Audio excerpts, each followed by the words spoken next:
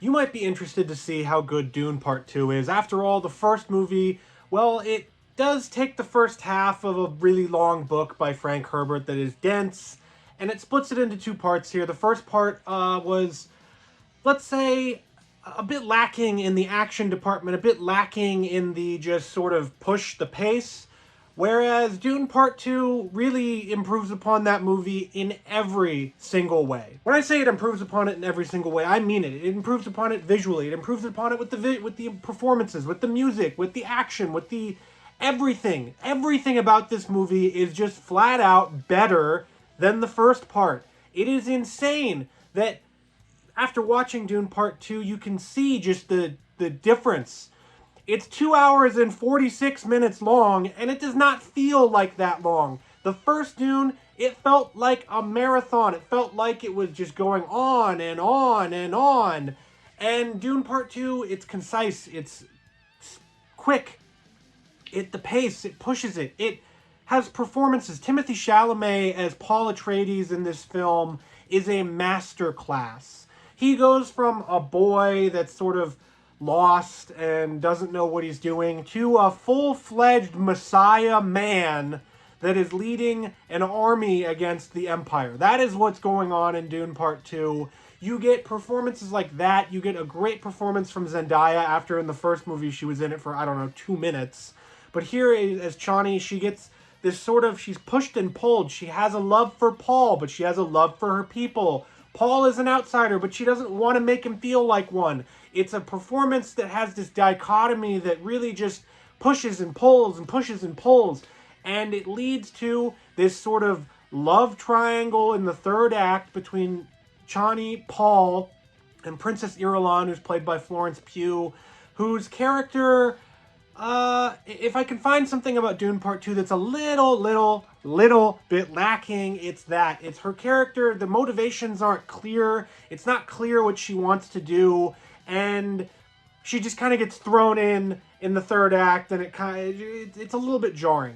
Outside of that, though, the other performances in the film, Javier Bardem is fantastic, magnificent. Rebecca Ferguson is just ungodly here as Jessica. The ulterior motives behind her character and everything that's going on throughout it are just, it's fascinating. And then you get the Harkonnens, you have Dave Bautista, you have Stellan Skarsgård as Baron Harkonnen, and then of course you have Austin Butler as Feyd-Rautha.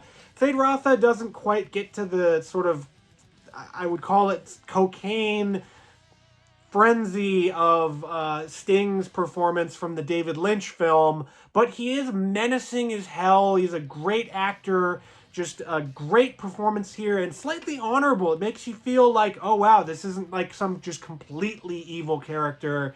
There's motivations and levels and edges to everything. And that's what about Dune Part 2. There are motivations, there are edges to everything, not just Feyd-Rautha.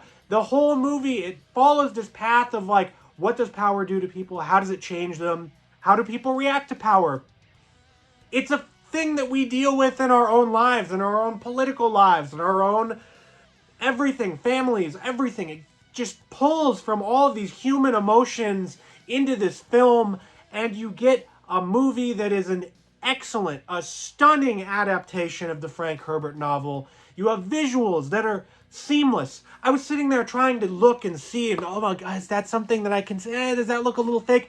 Nothing in this film looks fake. It was shot on location. You can't tell when they're using green screens. You can't tell the CG visuals from real people. It's crazy how good this movie looks, and the sound design adds to that. The soundtrack, the score, everything just coalesces into this picture, this package that is stunning, beyond belief, stunning.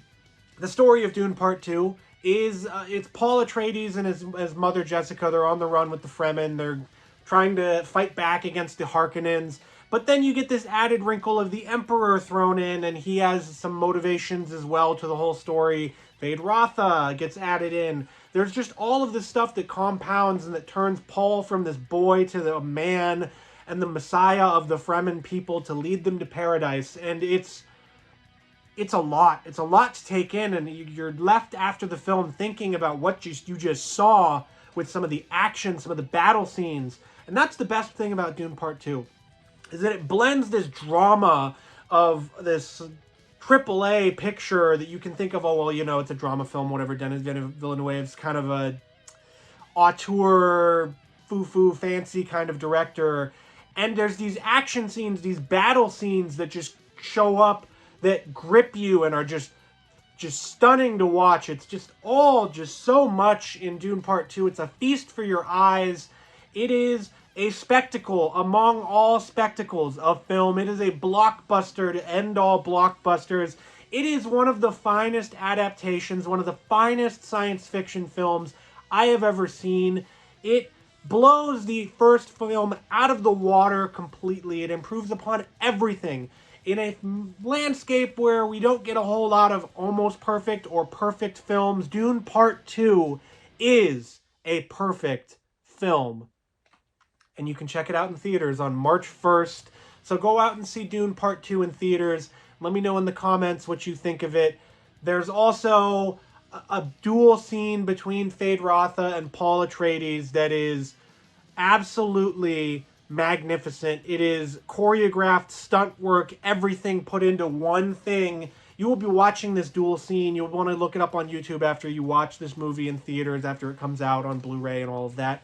You'll want to re-watch that scene just to see the dance that goes on between these two characters that respect one another, that have a deep hatred, but a deep respect. And it's just this wild performance between Austin Butler and Timothée Chalamet. So if you love Dune, go see Dune Part 2 in theaters. And if you love more movie reviews, you can check out my full playlist of all of my movie reviews right here.